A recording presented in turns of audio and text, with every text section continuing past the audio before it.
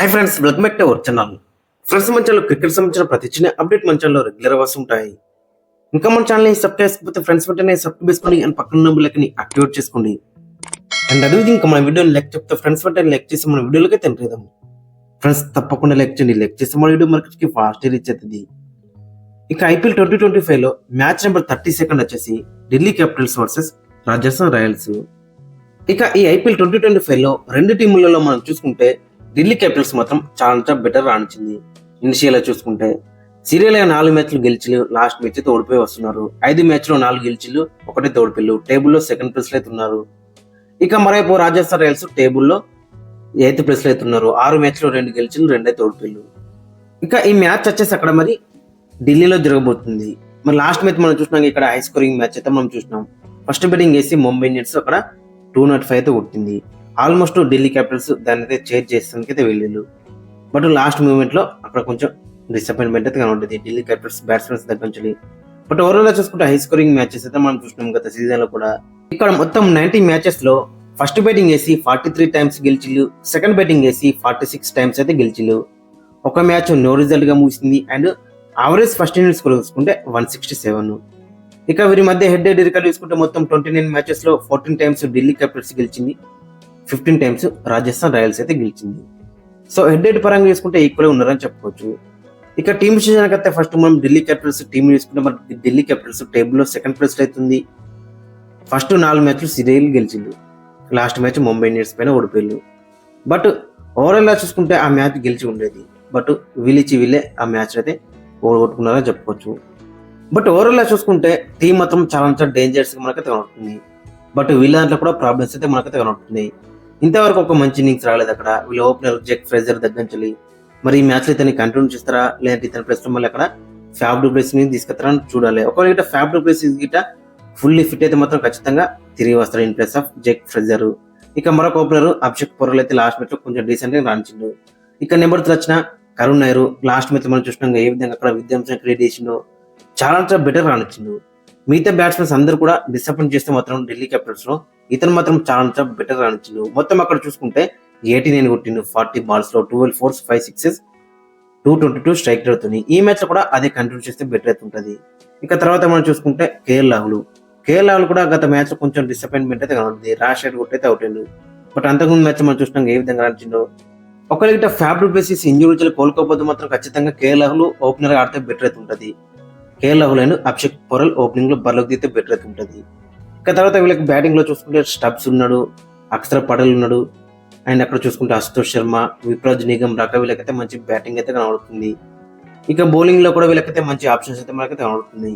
అటు చూసుకుంటే spin development లో అక్షర్ పటేల్ ఇంకా ఫుల్ కోట్ అయితే వేస్తలేడు. లాస్ట్ మ్యాచ్ కూడా 2 ఓవర్లు వేసిండు. బట్ అక్కడ చూసుకుంటే విప్రాజ్ నిగమ్ అండ్ కుల్దీప్ యాదవ్ మాత్రం చాలా బెటర్ రాణిస్తున్నారు.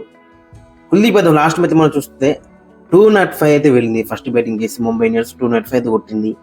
బట్ దాంట్లో కుల్దీప్ యాదవ్ ఇచ్చింది జస్ట్ 23 రన్స్ మాత్రమే. 5.8 ఎకనంతో 2 వికెట్లు అయితే తీసుకున్నాడు. ఇక విప్రాజ్ నిగమ్ కూడా 2 ఇంపార్టెంట్ వికెట్స్ అయితే తీసుకున్నాడు. ఇక మరోవైపు ఫాస్ట్ బౌలింగ్ లో చూసుకుంటే కొంచెం ప్రాబ్లం అయితే మనకైతే ఆడుతుంది. గత 2-3 మ్యాచ్ నుంచి Mitchell Starc too much expensive గా ప్రూవ్ అవుతున్నాడు. ఫుల్ కోట కూడా వేస్తున్నాడు అక్కడ. లాస్ట్ మ్యాచ్ కూడా 3 ఓవర్లు వేసిండు.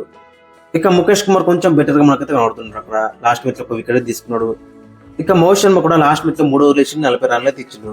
ఒకవేళ నటరాజన్ గిట్ట ఫుల్లీ ఫిట్ అయితే మాత్రం ఖచ్చితంగా మోహిత్ శర్మ ప్లేస్ లో ఆడే ఛాన్స్ అయితే మనకు ఎక్కువగా కనబడుతుంది. ఇక ఫైనల్ ప్లేయింగ్ లేనప్పుడు మనం చూసుకుంటే Jake Fraser, McGregor and Abhishek Porel opening లో బర్లోకి దిగుతారు. ఇక నెంబర్ 3 కరుణ్ నాయర్, నెంబర్ 4 లో కేఎల్ రాహుల్, నెంబర్ 5 లో అక్షర్ పటేల్, నెంబర్ 6 లో ట్రిస్టన్ స్టబ్స్, నెంబర్ 7 లో విప్రాజ్ నిగమ్, 8 లో కుల్దీప్ యాదవ్, 9 లో మిచెల్ స్టార్క్, 10 లో ముఖేష్ కుమార్, 11 లో మోహిత్ శర్మ, ఇంపాక్ట్ ప్లేయర్ అశుతోష్ శర్మ. అక్కడ ఫ్యాబ్ డు ప్లేసెస్ ఫిట్ అయితే మాత్రం ఖచ్చితంగా జెక్ ఫ్రేజర్, మెక్గ్రెగర్ ప్లేస్ లో ఆడే ఛాన్స్ అయితే మనకు ఎక్కువగా కనబడుతుంది. And Natarajan in place of Mohit Sharma.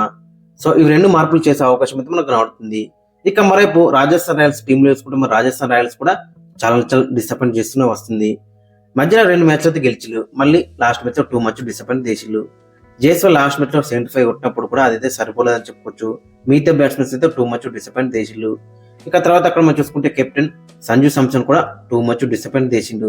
19 balls లో 15 రన్స్ మాత్రం స్కోర్ చేసిండు. ఒక 4 కొట్టిండు, 78 స్ట్రైక్ రేట్తోని. బట్ సంజు సామ్సన్ దగ్గర నుంచి అయితే బిగ్ నాకైతే ఎక్స్పెక్ట్ చేస్తున్నాం. మరి ఈ మ్యాచ్ లో ఏ విధంగా రన్స్ అనేది ఇంట్రెస్టింగ్ కనబడుతుంది. ఇక నెంబర్ 3 చూసుకుంటే నితీష్ రాణా. మరి నితీష్ రాణా లాస్ట్ మ్యాచ్ మనం చూసుకుంటే ఎక్కడ బ్యాటింగ్ వచ్చిండు. సో అందరూ అవుట్ అయిన తర్వాత ఇతను అయితే వచ్చిండు. బట్ ఇతను ఐడియల్ పొజిషన్ వచ్చేసి నెంబర్ 3లోనే అక్కడ చిన్న ఈవిన మంచి నాకైతే ఆడిండు, ఆయన మ్యాచ్ కూడా గెలిచిండు. సో కాబట్టి నెంబర్ 3లో నితీష్ రాణా వస్తే మాత్రం చాలా బెటర్ అయితే ఉంటుంది.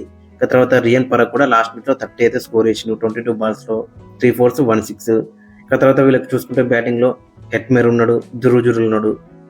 ధ్రువ్ జురల్ లాస్ట్ మ్యాచ్ మంచిగా నడిచిన అక్కడ 35 కొట్టింది. అక్కడ 23 balls లో 2 4s and 2 6s. ఇక సిమ్రన్ హెట్మేర్ కూడా జీటీ పైన 52 అయితే కొట్టిండు. ఓవరాల్ గా చూసుకుంటే బ్యాటింగ్ అనేది చాలా స్ట్రాంగ్ గా కనబడుతుంది. బట్ మ్యాచ్ బై మ్యాచ్ వీళ్ళ బ్యాటింగ్ ఆర్డర్ అనేది చేంజ్ అయితే చేస్తున్నారు. సో అదే వీళ్ళకి కొంచెం డిస్టర్బెన్స్ గా మనకైతే కనబడుతుంది. మరి చూడాలి మరి ఈ మ్యాచ్ లో ఏ విధంగా రన్స్ అనేది ఇంట్రెస్టింగ్ కనబడుతుంది. ఇక వీళ్ళ బౌలింగ్ లో చూసుకుంటే బౌలింగ్ లో మాత్రం టూ మచ్ డిసప్పాయింట్మెంట్ అయితే కనబడుతుంది.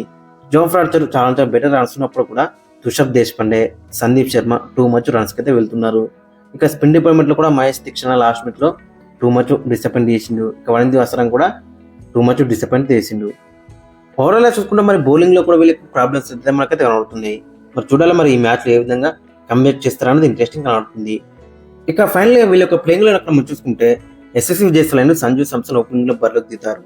ఇక నెంబర్ 3లో నితీష్ రాణా, నెంబర్ 4లో రియన్ పరాగ్, నెంబర్ 5 అక్కడ మనం చూసుకుంటే ధ్రువ్ జురల్, నెంబర్ 6లో సిమ్రన్ హెట్మేర్, నెంబర్ 7లో వనిందు అసరంగా, నెంబర్ 8లో జోఫ్రా ఆర్చర్, నెంబర్ 10లో మహేష్ దీక్షణ, నెంబర్ 10లో తుషార్ దేశపాండే, నెంబర్ 11లో సందీప్ శర్మ, ఇంపాక్ట్ ప్లేయర్ గా కుమార్ కార్తికేయ, శుభం దుబే.